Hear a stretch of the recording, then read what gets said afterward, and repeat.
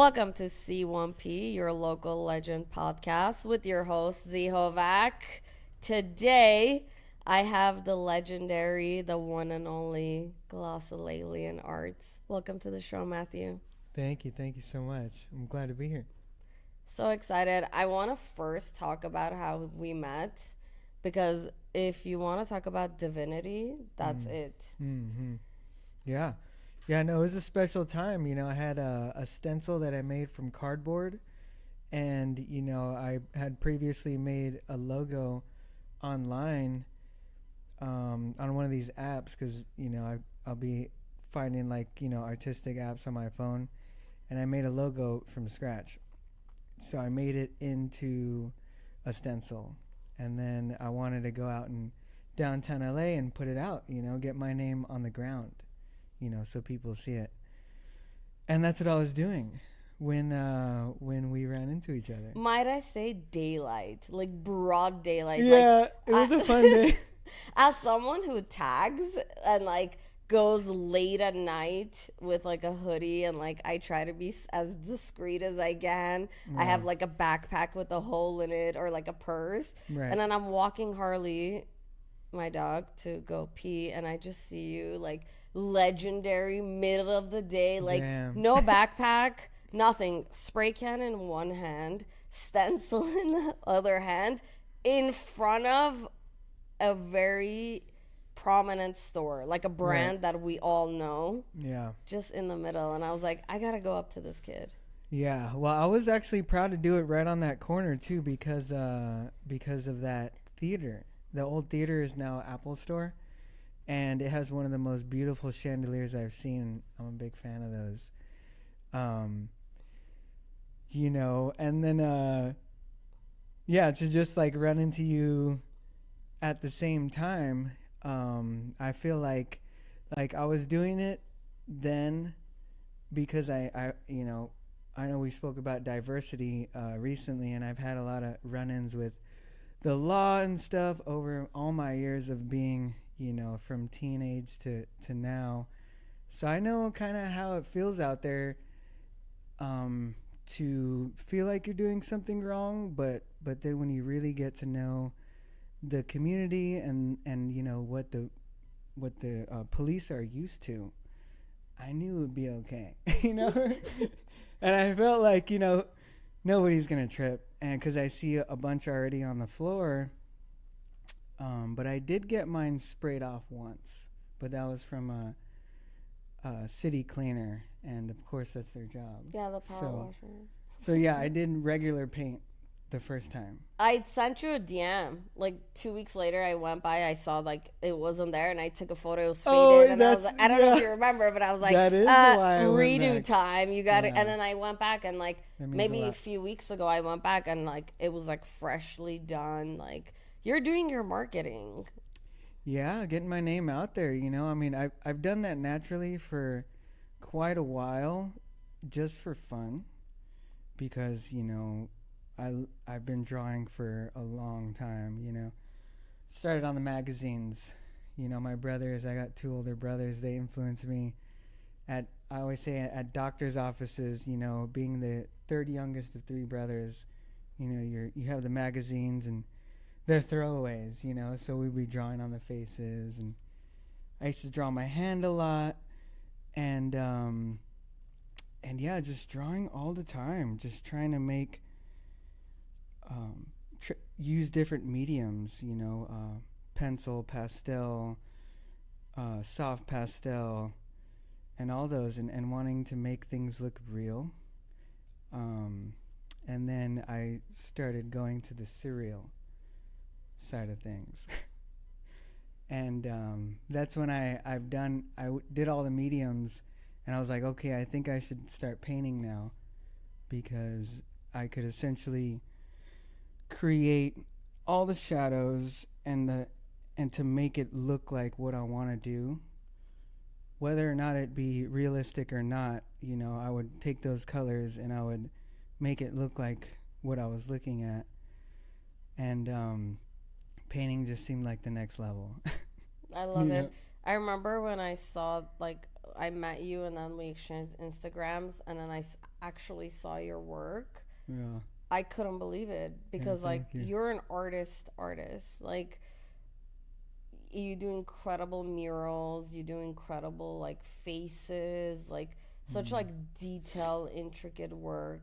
Like, Yeah. it's like I was like, and then get that with a combination of like someone that's like hustling and tagging. I think it's like a pretty sick, like unique, diverse Yeah. like combination. Like, Yeah. I like that. I mean, I feel like I Thank you. do like pop art with C1P, but then there's like that street side of me, because like it's just a feeling that you can't explain. And so like when I see artists that are so talented also having that like graffiti element to them, and by no means I'm not calling myself a graffiti artist, because I get like attacked on Instagram all the time. Oh, yeah. Whenever I do post a tag I did, like the graffiti artists like definitely they categorize themselves in such a very different format. But I feel like in 2024, almost 5, if you're not growing and like diversifying, you're not part of this generation. So it's like you could be a million things, you know? And like that's my favorite thing that attracted me the most to like sitting down and speaking to you, because like you have like the fine art element, and I love that about you. So tell me like that moment in your life where you knew you're gonna take the leap into becoming a full-time artist. Oh yeah, that's a great question. Um, well, I've had different series of I call them series of art. You know, and when I wanted to, oh, actually, you know what? It sort of started when I was 18. There was a girl who broke up with me, and I was like, dang, I really got to make more of a living for myself. You know, being 18, girl broke up with me. I want to sort of make my love my business. And that's what I've always thought. T-shirts is a way to stay creative in an infinite way and still make a living. So that's what I started at 18. And then when I was like 23, I had gone to a lot of like desert parties and seen a lot of different art and done a lot of different psychedelics, where I was like, all right, now I'm a painter and I kind of know how to blend, and you know, pretty much I know that I can make things look pretty damn real. That I just started a new series, so it was about like 23, where I made this painting called Glacial, Lady Glacial, and it was this compilation.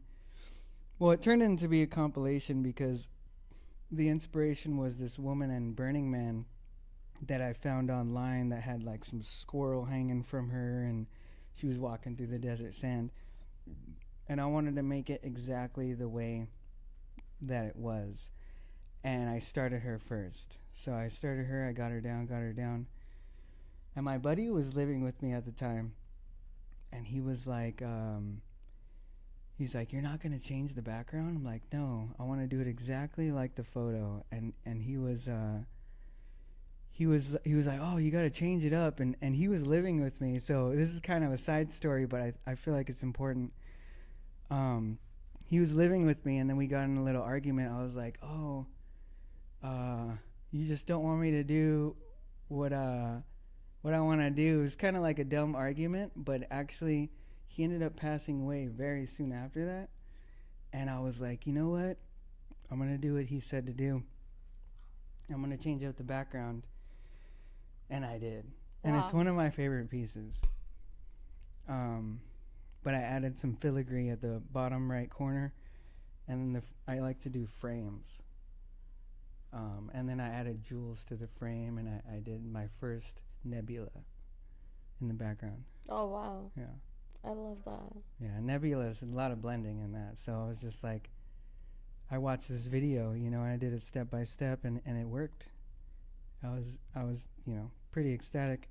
And then also the filigree element of it was something that I was really trying to do, because the architecture out here, being from Pasadena, just it kind of stems pretty deep of why I love filigree, but it's just something that I've always loved and wanted to challenge myself to paint. Would you say, for anybody that's watching, if you see my tears ruining my makeup, just got emotional, so apologize for that. I had to give a shout out. No, I love it. This is what too. This is about, the art, and like it's like, this is what people don't know, is like behind every single piece from every artist, there's so much like depth and passion, and like it's so important for artists to like share these stories, because this is why in a modern world where being an artist could be the hardest thing in the world, like monetarily, like we still can't stop ourselves to like continue, because I think we are, I say this in every episode, but we are chosen by the gods, and we feel so much. Yeah. I mean, Rick Rubin says it, so I can like mimic that, like Rick Rubin. He's an incredible music and just a creative genius, but he always says artists are chosen by the gods, and I've always believed in that. And not just painting artists, like music and creatives and streamers and anybody that's like has this obsessive passion to put themselves out there is like it's a person that like feels so deep. So would you say that the ex-girlfriend was the muse behind that piece, or would you say the girl at Burning Man was? Like, which, like... That's a good question. Well, I at 18, that was the ex-girlfriend that I mentioned, but at 23, there was probably a couple leading up into that point. But I think at the time when I created that one, I was single, and I love to paint beauty, and I felt like I really admired her look. Spoken like a true male artist. Yeah. Thanks. Picasso 2.0. Oh, yeah. I love that. Where is that piece now? That's a great question. This guy Colin bought it at Social Desert. Can I give shout outs? Yeah, of course. Shout out Jason.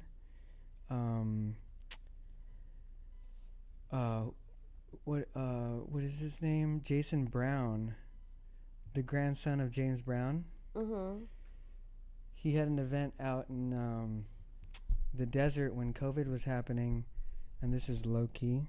Mm-hmm. People still wanted to party. So it didn't really stop for me, live art. I was in the thick of it once COVID hit, and then Jason was having desert parties right when COVID hit, and I knew my immune system was pretty good. I wasn't living with anyone who was young or too old, things like that. So you were awakened, and it wasn't gonna affect you regardless. Right, yeah, the diversity of my upbringing for sure, and also my lineage. I feel like I'm a very mid sort of spirit in this kind of like biological world, or what is the word, like physical world, yeah, things like that. But about that painting, I made it at Social Desert, and I would do a lot of live art, so it was created upon a bunch of different events, and the muse was pretty much just like cosmic effluence and nature, and also what is it, the framework and gemstones and filigree. I'm a big fan of framework, painting frames, because I didn't necessarily know how to put frames on my art, so I would paint them, and I would paint elaborate ones, put some candles on there, things like that.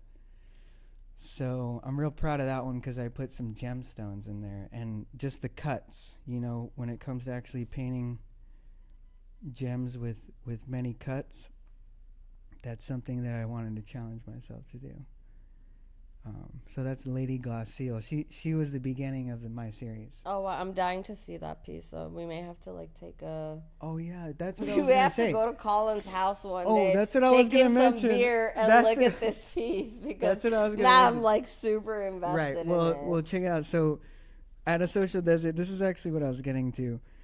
Colin was co-creator with Jason Brown for a really eclectic social desert.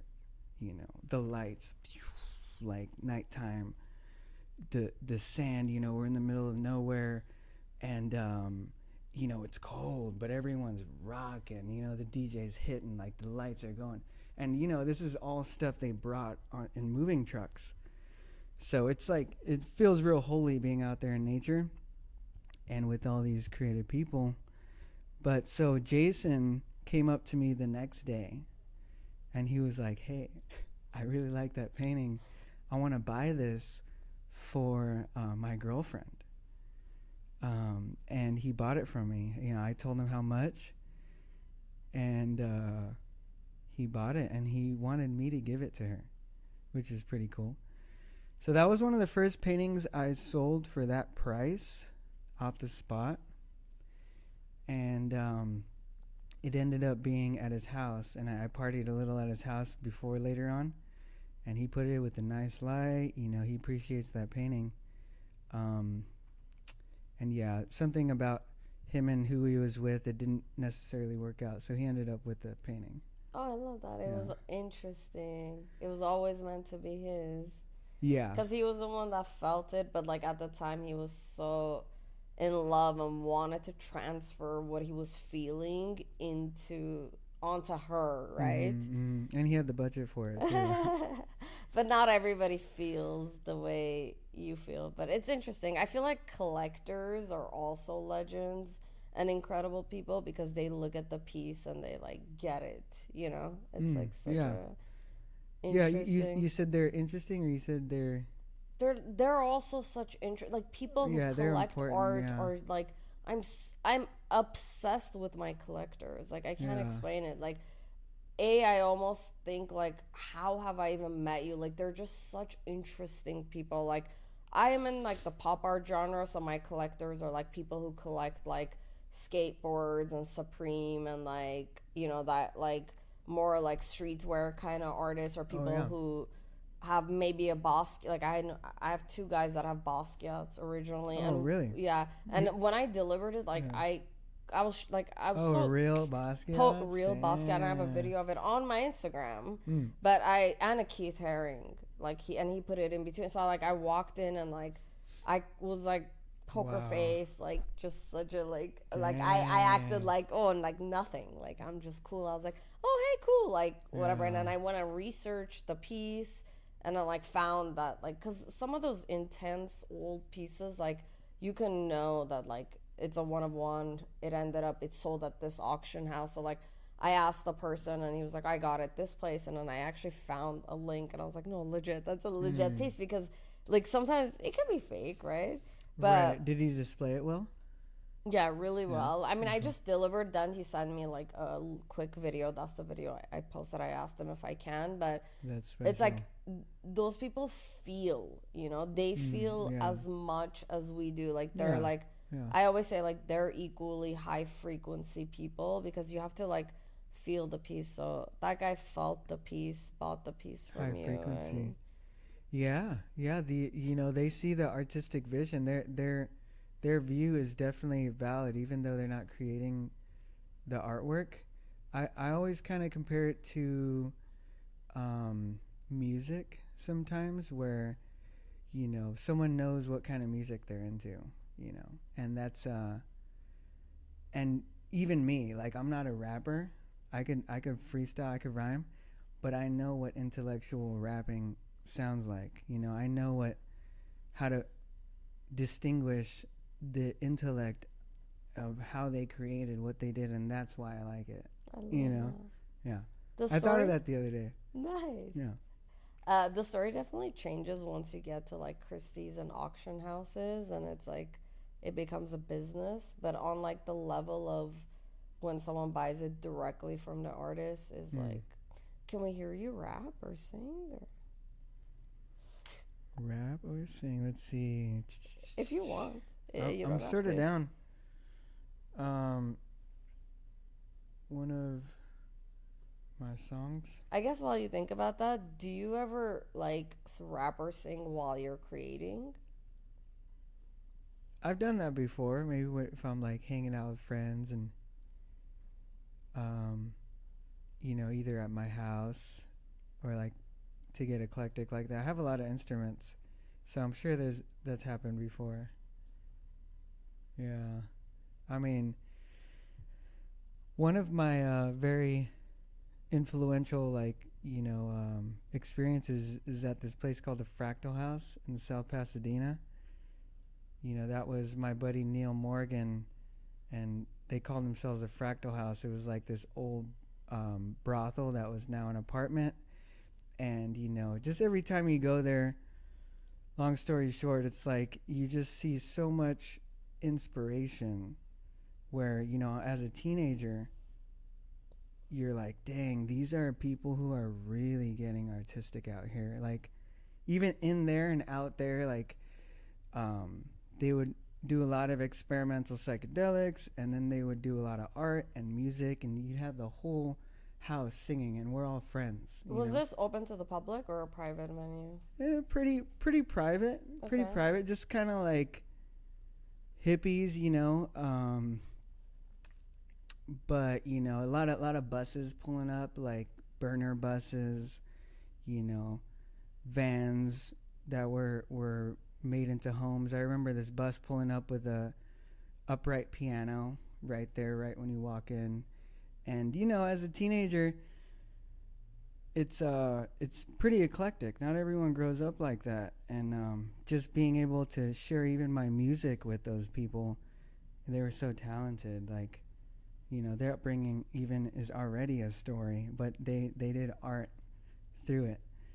And I actually just reconnected with Neil Morgan because he ended up moving out of South Pass, and then he lived in Venice, and now he was like on the pretty much transient as fuck. But you know, I was doing a mural out there, and we in Venice, and he, you know, he sleeps at the skate park, sleeps at the park, sleeps at the dog park.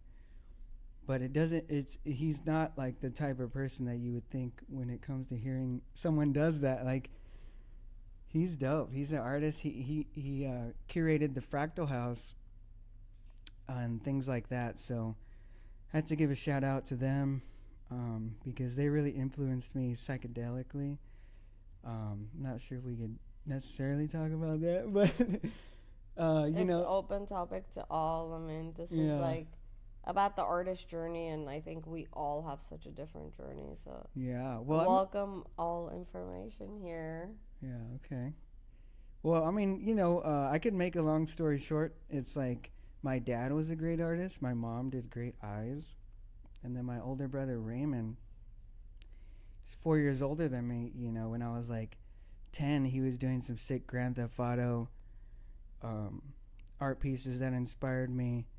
And then leading up to getting into psychedelics, you know, I knew when I first did mushrooms, you know, I did an 1/8, bunch of colors, bunch of kaleidoscopes, bunch of inspirational visions. I knew it was like helping. And then at the Fractal House, I did DMT for the first time when I was 19. And of course that takes you completely away. And all you see is art and, you know, creative things, to say the least. And they were doing that there, you know. And they were also playing didgeridoo. They were playing guitars. Like, it was a wholesome experience. You know, it's rare.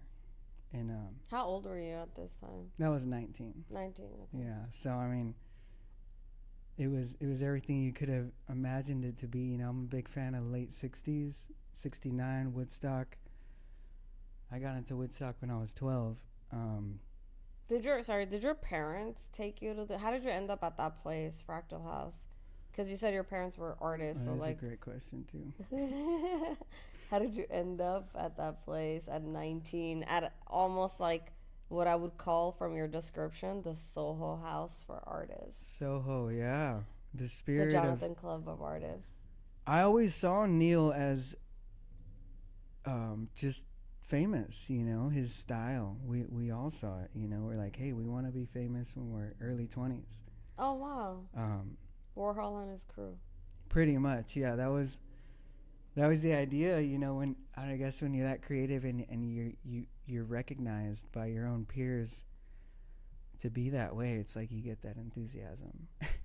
And but of course there's different avenues you got to take to do it at that time.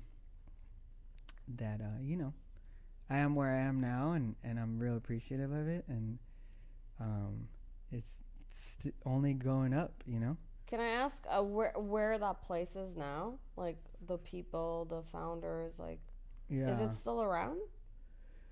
No. Okay. Actually, the Fractal House is still there, but someone else lives there. Okay.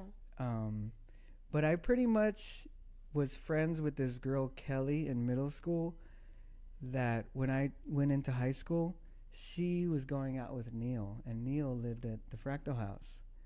He lived with his mom and his brother, and actually Kelly lived with them too. And his mom was I say this in the best of ways, a Rolling Stone. She was cool. But, almost too cool that, it brought Neil to, I feel like my description is like find great avenues of how to cope. And music and art he was just chosen. So There it goes. Yeah. The chosen one. He was chosen. The chosen. Right now he's out in Michigan visiting his mom. But so anyways, like, I just vibed with them, and we played a lot of music, and So are we gonna sing with Yeah. it for us today, or are we gonna talk about your mural life right now? yeah, let's see. Let me sing something. All right. I'll sing one of my songs. It goes, I'm usually playing guitar. I'll sing part of another one. I'll sing Southern Man. It goes, Ooh. Southern man, better keep your head. Don't forget what your good book said. Southern change gonna come and when. Now your crosses are burning bad. Southern man,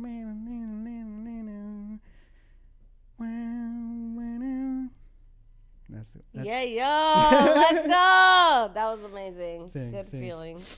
So all of this amazing. Wow. So I love it. I wish I could sing. I sing, but I try to not to do it in front of people. But I feel like when you're creative, that energy transfers into everything. Like whether you cook or you yeah, kiss someone or like whatever you do, creatives are just like yeah. that right side of your brain affects everything. So it's awesome Right, that you yeah. can do that. What are you working on? Talent. What are you working on right now? What do you want to share with us? What's like rushing through your blood and making you excited about life? These are great questions. Well, I've been getting a lot of different opportunities, one after the other. I gotta give a shout out to Robbie Devine for hooking me up with this guy, Casey, whose dad used to run this 24-hour diner in Beverly Hills. I forget the name, but Casey. Canterns. Huh? I I don't know. Canterns. Yeah. Like that's the 24-hour legendary spot. Right. Well, it's not there, so maybe it would be okay if I did remember. Did Canter's But- close? Oh, I know which no, Cancers Okay, is yeah, still yeah. there. I All love right. Cancers, by the way. So Casey runs a lot of businesses and buildings, and I just recently got hooked up with this group called, this restaurant called Ubatuba, who's from Brazil, and they have 20 plus stores, and they have a lot of things for me to paint. Yes. Yeah, and not only that, precursor was like I did a mural for the U.S. Coast Guard in Upland. I got that off my Yelp page, and that was prime, like realism, just exactly what they wanted, real big, 9x20. And so now I'm working with Ubatuba, and they've got a lot of stuff for me to paint, and in addition, not only through that through their vision, they respect my creative vision and want me to add my own elements to it. So there's a nice like coalescence there. But another mural that I'm extremely ecstatic about is from Flow Tribe. Magic Mike out in Venice Beach has this place called the Sanctuary, and I did this one because we're so connected. We get along really well, and we have similar visions. And I did a 30x20 painting that is all surrealism, and it's basically just my forte. I like to do dream state realism, psychedelic realism is my favorite.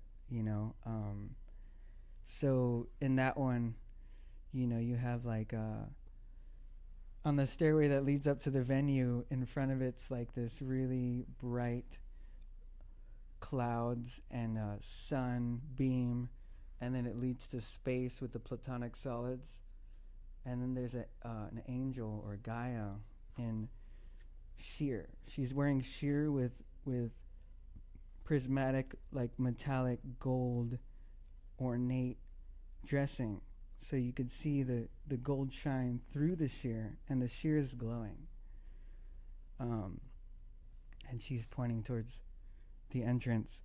And then and this is a collaborative effort with the venue owner. Can I say his name? Magic Mike. You already said it. Yeah. Oh, did I? Round Okay. 2, Magic Mike. For sure, 3 for sure. times a charm. Great guy. He's the guy that owns Flow Tribe, or the. Okay. Yeah. I don't know why someone added me to their Instagram group a few years ago. Oh, okay. Like I have no idea why. So then I was like, all reading all these That's far out. messages, and I was like, oh, okay, I'm in the Flow Tribe Instagram Yeah, I mean, group somehow. Long story short, he had a camel at one of his events that came to see us. So. Oh, wow. Actually, going back to the Keith Haring story, it's the guy who owns the Keith Haring that I just mentioned is who added me onto that group. Oh, So, really? What a small world. Wow. Yeah. I gotta meet him. Yeah, I'll say his name later. Yeah, people really appreciate it. I don't want to publicly announce who owns really expensive art, just like safety reasons. That's deep. That's Yeah. deep. Yeah, we'll see. Exciting. Okay, so you're working on this major, like, basically corporate project, right? Because, like, you're doing all of their physical locations. Ubatuba. Yeah. Yeah, yeah. If you need someone to hold a bucket while you paint, I'm Oh, yeah? volunteering. Right on. Yeah. It I'm would all work. in. It would work. Available weekdays while we're not filming the podcast. I'm Yeah. kidding. That's awesome. Yeah. Well, yeah. I just gotta put it in the proposal there. Everyone has their specific budgets, so I definitely am wanting to go for people with, or just companies that I feel passionate about, and also have like a just a higher budget there. I'm so glad you said that, because I think this is so important for artists to know. Corporate is where the money is. LinkedIn is where the money is. I feel like there's a lot of good people. Yeah, who I run feel like corporations. there's like a lot, because they have the need and they don't have the time to search. And I think, including me, who I lack at this, I'm not an admin queen. Like, I truly suck at like any professional thing. I suck. Admin? Like, What's admin? like administrational work, Oh, where like okay. you have to sit and like email people, you know? Oh, okay. Or like you have to do the logistics, or you have to make the deck. Like, as artists, I think we miss that part of our brain, because everything is taken by the creativity, and it should stay as creativity.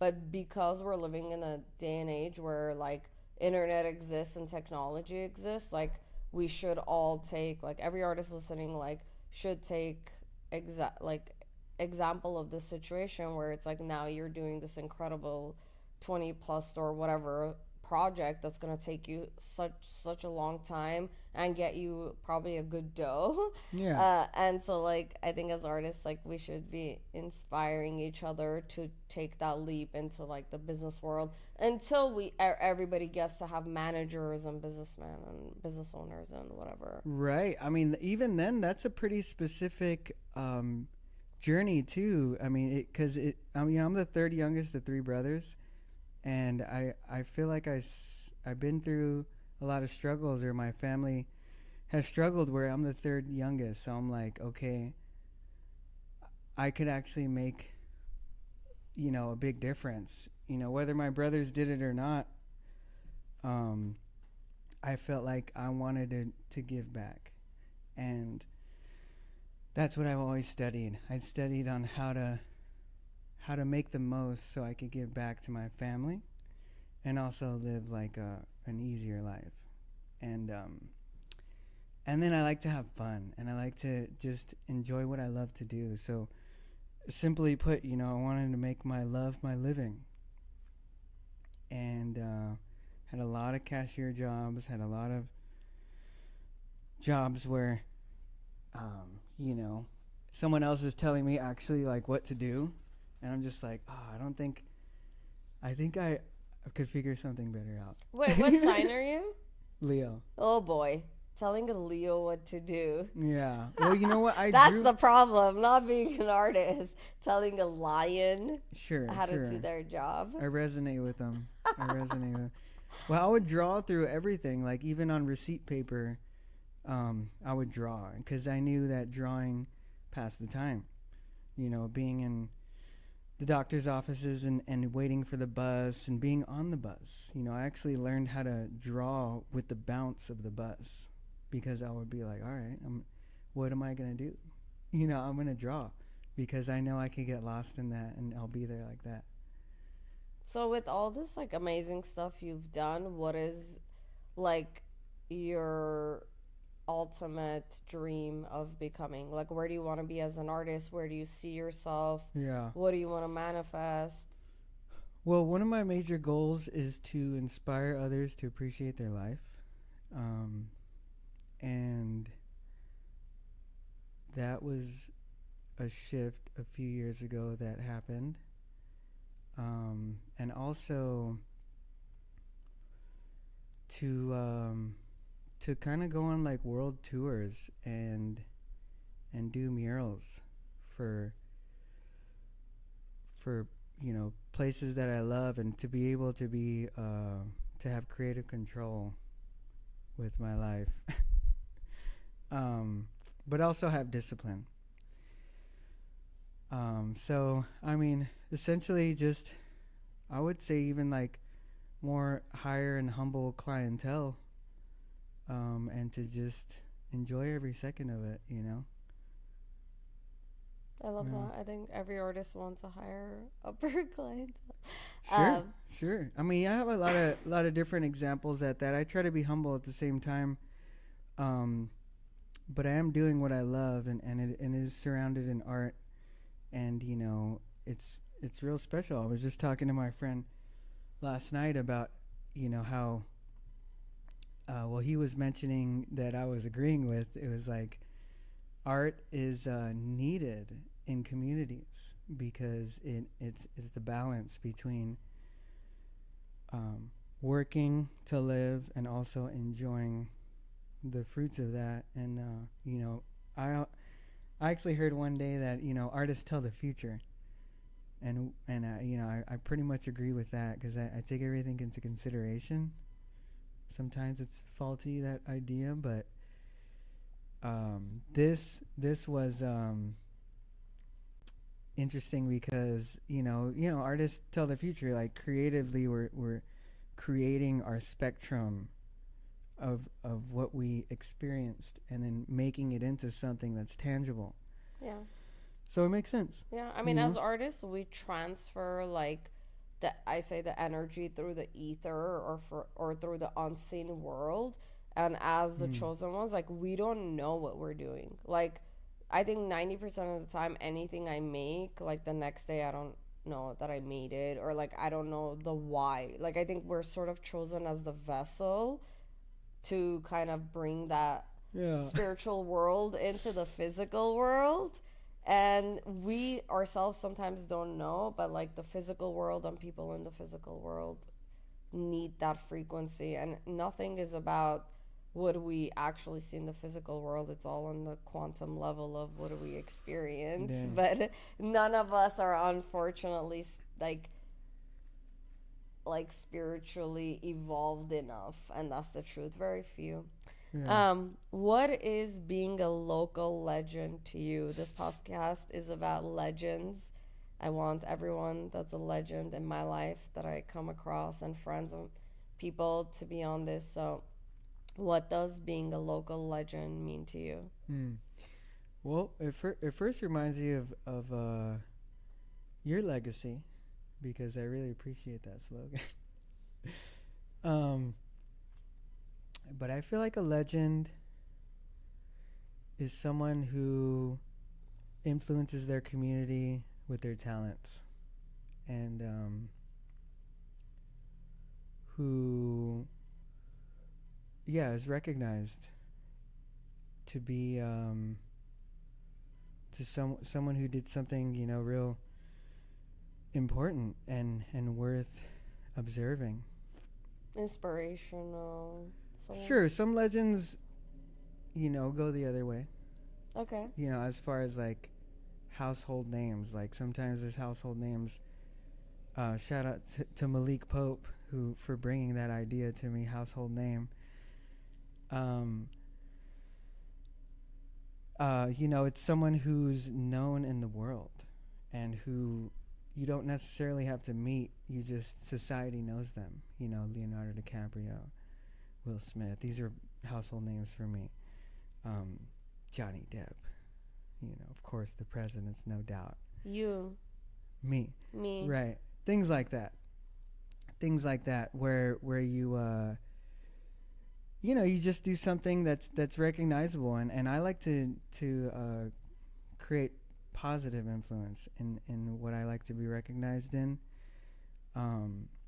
but also real at the same time, and intricate and diverse, and things like that. So right now it's pretty much influencing the community with my art, because I'm specifically doing murals lately, and you know, these are going to be seen when I'm gone, or out of the location, or you know, even for maybe even after I'm gone, you know. But We should you should give us all the photos of all your murals, and we should make with Jeff, mint them on the blockchain so it could Yeah. stay forever. oh, okay, like Yeah. NFTs. Yeah. That'd Just be like amazing. embed them, just Sure. so like, cause like murals could also like, especially if it's like an epic piece, but it's like corporate piece, or, and you never know, someone else buys the building and they get removed, you know. But if we could Right. like help you like keep it forever, you know. Yeah. That's oh, like yeah. the only way I believe it's gonna stay on is Right. for The picture is very forever important. element, and the aliens and other dimensions and planets can see it because they can see the blockchain. Yeah, we'll put in the time capsule. We'll send it out to Europa. Europa. Okay. Anything specific you like to share with the audience? If for whoever's not like watch. Okay, I guess it. Whoever's not watching this visually, Matthew has like an incredible outfit on. This amethyst ring that I've been staring at the whole time. I wear nothing but amethyst stone, so I hoped you would bring it up. with the archbishops wear amethyst only. Oh, really? Yeah, when they get to like, they're actually, the church gives them a The cross bishop, with a no big way. yeah. Oh, I have an archbishop in my family. wow. And yeah, his like a vest sweater that's he uses for while he paints, so it's all splattered and super Yeah, cool this is a vest looking. too. Yeah, I Yeah. love that. I've seen you in like all your videos, and Yeah. badass Thanks. though. Yeah. Yeah. I'm a vest collector. That's why I had to show it off. Oh, nice. I got hella vests. Tell me something that I missed. What would you like to share with us? Well, the latest thing lately is I'm gonna be revealing a mural at the sanctuary pretty soon. Probably within a month, and that's in Venice Beach. And yeah, I gotta give a big shout out to Robert Vargas. I recently worked with him on a mural in East LA where the mayor came out and, you know, all the news stations came out, you know, and it was a real unique thing because, you know, he has very few people help him. And I was on the stage with him, and then I saw, you know, we revealed it. They're like 90-foot paintings, 3 of them. You know, we revealed 2 in front of the press. And just to experience everything that his part of his legacy, and that was a big learning experience for me that I'm using to fuel, you know, my own endeavors. You know, so I gotta give a big shout out to Robert Vargas, and yeah, just expect more art from me. We gotta do a collab too one day. Yeah. You're gonna send me a piece to do the augmented reality. Yeah. And then one day we'll do a mural. Yeah. And like maybe like a painting, like a C1P collab painting. Yeah, let's do it 100%. Yeah. That would be exciting. Mm-hmm. Plug your socials. Where can people find you? My Instagram is glsn_arts. And in my link tree, you'll find my website, which is more direct link to what I specifically do. My Instagram is more just kind of like, it's not a direct portfolio, although I do post a lot of what I do there.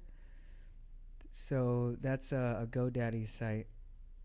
Nice. Well, I'll put it all on the website so they can. Yeah. Awesome. Yeah. Last question. Before, when you die, what do you want people to remember you as?